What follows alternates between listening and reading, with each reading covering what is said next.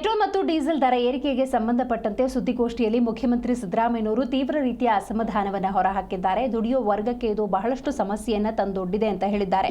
10-11 ದಿವಸದಲ್ಲಿ 4 ಬಾರಿ ತೈಲ ದರ ಏರಿಕೆಯನ್ನು ಮಾಡಿದ್ದಾರೆ. ಕರ್ನಾಟಕದ ಇತಿಹಾಸದಲ್ಲೇ ಇಷ್ಟು ಏರಿಕೆ ಆಗಿಲ್ಲ ಅಂತ ಅಸಮಾಧಾನ ಹೊರಹಾಕಿದ್ದಾರೆ. ಕರ್ನಾಟಕ ಇಡೀ ದೇಶದ ಇತಿಹಾಸದಲ್ಲಿ ಹಿಂದೆಂದೂ ಕೂಡ ಈ ರೀತಿಯಾಗಿ ಪೆಟ್ರೋಲ್ ಡೀಸೆಲ್ ಬೆಲೆ ಏರಿಕೆ ಆಗಿರಲಿಲ್ಲ. ಇದರಿಂದ ಏನಾಗಿದೆ ಅಂತಂದ್ರೆ ಸಾಮಾನ್ಯ ಮನುಷ್ಯನ ಜೀವನ ದುಬಾರಿಯಾಗಿದೆ.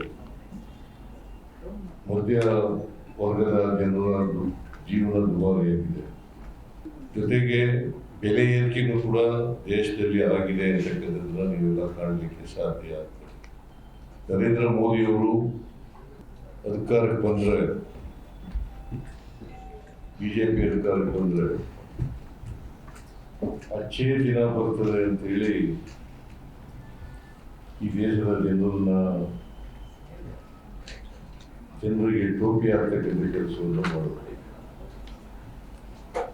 ಗುಜರಾತ್ ಮಾದರಿ ಸರ್ಕಾರವನ್ನು ತರ್ತೀವಿ ಕೇಂದ್ರದಲ್ಲಿ.